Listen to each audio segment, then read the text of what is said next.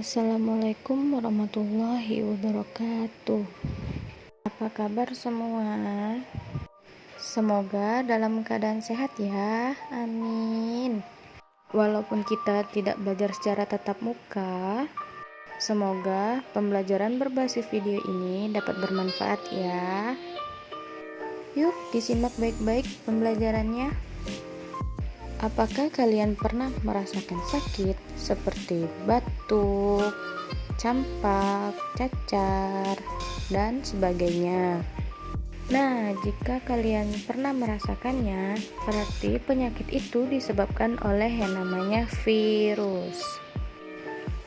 Virus merupakan mikroorganisme patogen yang menginfeksi sel makhluk hidup. Nah, virus ini biasanya digunakan pada jenis virus yang menginfeksi sel prokariota seperti bakteri dan archaea yang dikenal sebagai bakteriofag. Adapun sejarah penemuan virus ditemukan oleh 3 ilmuwan ahli biologi. Yang pertama, ilmuwan Rusia yaitu Dmitri Ivanovsky. Yang kedua, ilmuwan Belanda yaitu Martinus William Benjerik, dan yang ketiga yaitu ilmuwan Amerika Serikat Wendell Meredith Stanley. Mereka menemukan penyakit yang dinamakan mosaik tembakau. Pada tahun 1892, ilmuwan Rusia Dmitri Ivanovsky mempelajari penyakit tembakau yang disebut penyakit mosaik tembakau. Ivanovsky membuat eksperimen dengan mengoleskan ekstrak daun tembakau yang terserang penyakit ke daun yang sehat. Beberapa waktu kemudian, daun yang sehat tersebut terserang penyakit. Kemudian, ilmuwan tersebut memanaskan ekstrak daun yang terserang penyakit tersebut sampai mendidih dan mengoleskannya ke daun yang sehat setelah dingin. Hasil pengamatan menunjukkan bahwa ekstrak tersebut tidak dapat menyebabkan penyakit pada daun yang sehat.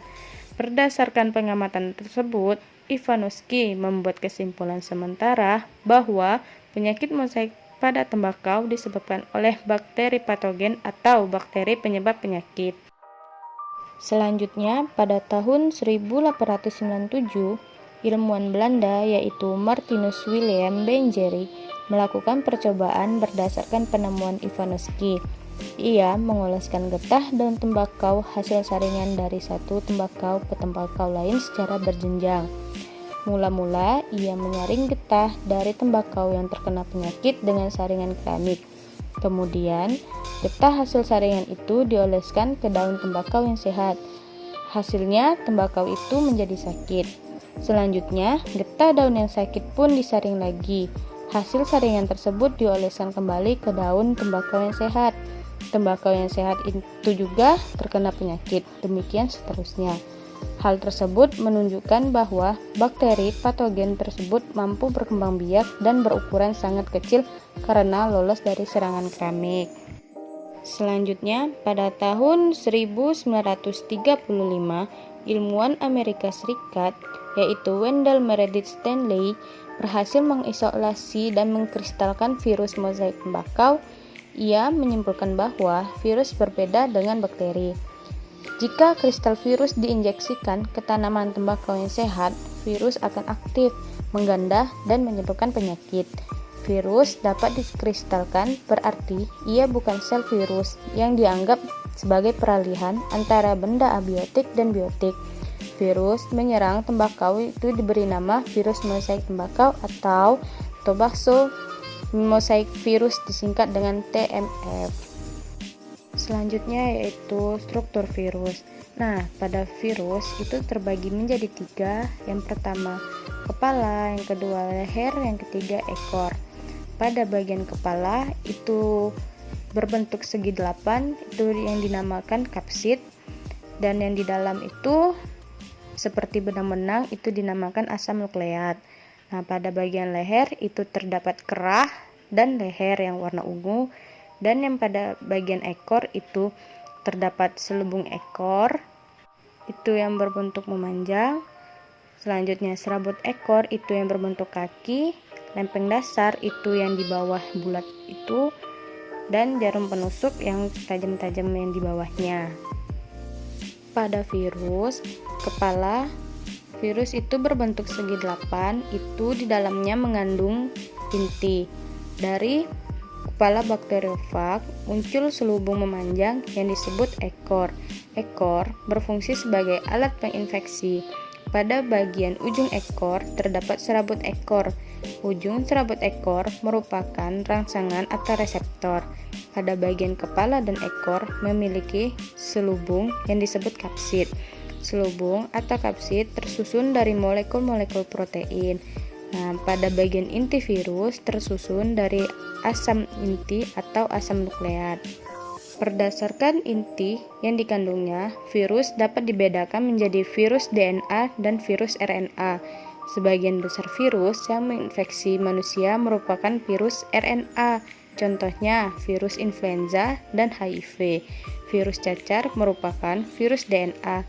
DNA atau RNA merupakan materi genetik, yaitu berisi kode-kode pembawa sifat virus. Selanjutnya, ukuran dan bentuk virus. Ukuran virus sangat kecil, sekitar 20-300 mg. Jadi, ukurannya jauh lebih kecil dibanding bakteri yang berukuran 10 mikron. Virus hanya dapat diamati dengan mikroskop elektron, sedangkan bakteri tidak.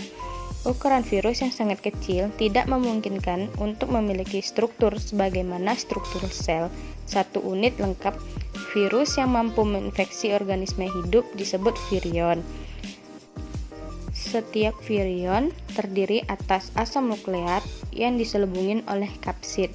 Gabungan kapsid dan asam nukleat itu disebut nukleokapsid. Beberapa virus tertentu memiliki nukleokapsid yang diselimuti oleh struktur tambahan yang disebut sampul. Nah, struktur tubuh virus sangat berbeda dengan struktur tubuh yang dimiliki oleh bakteri, jamur, dan makhluk hidup yang lain.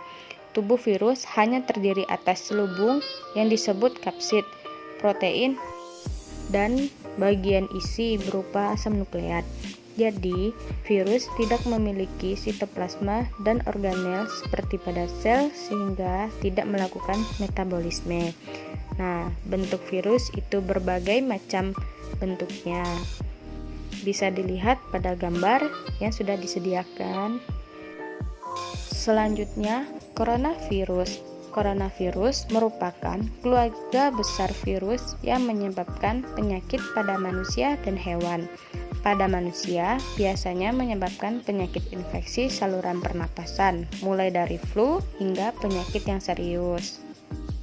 Coronavirus jenis baru yang ditemukan pada manusia sejak kejadian luar biasa muncul di Wuhan, Cina pada Desember 2019. Kemudian diberi nama Severe Acute Respiratory Syndrome Coronavirus 2 atau disingkat dengan SARS-CoV-2 dan menyebabkan penyakit coronavirus disease 2019 atau disingkat dengan COVID-19. Adapun hewan penyebab COVID-19 yaitu yang pertama kelelawar, yang kedua unta, yang ketiga ular, dan yang terakhir yaitu musang. Bagaimana manusia bisa terinfeksi COVID-19? Seseorang dapat terinfeksi dari penderita COVID-19. Penyakit ini dapat menyebar melalui tetesan kecil atau droplet dari hidung atau mulut pada saat batuk dan bersin. Droplet tersebut kemudian jatuh pada benda di sekitarnya. Kemudian, jika ada orang lain menyentuh benda yang sudah terkontaminasi dengan droplet, lalu orang itu menyentuh mata, hidung, atau mulut, atau segitiga wajah, maka orang itu dapat terinfeksi COVID-19, atau juga bisa seseorang terinfeksi COVID-19 ketika tanpa sengaja menghirup droplet dari penderita. Selanjutnya, cara mencegah corona. Yang pertama, rajin mencuci tangan sebelum makan dan setelah bepergian keluar rumah. Yang kedua, tutup hidung dan mulut saat bersin atau batuk menggunakan tisu ataupun lengan baju bagian dalam. Yang ketiga, gunakan masker saat flu dan batuk agar tidak menular pada orang lain. Yang keempat, mengkonsumsi makanan sehat dan vitamin. Yang kelima, olahraga teratur. Dan yang terakhir yaitu istirahat yang cukup. Mungkin hanya itu yang bisa saya sampaikan. Kurang dan lebih mohon maaf. Wabillahi taufiq wal hidayah. Wassalamualaikum warahmatullahi wabarakatuh.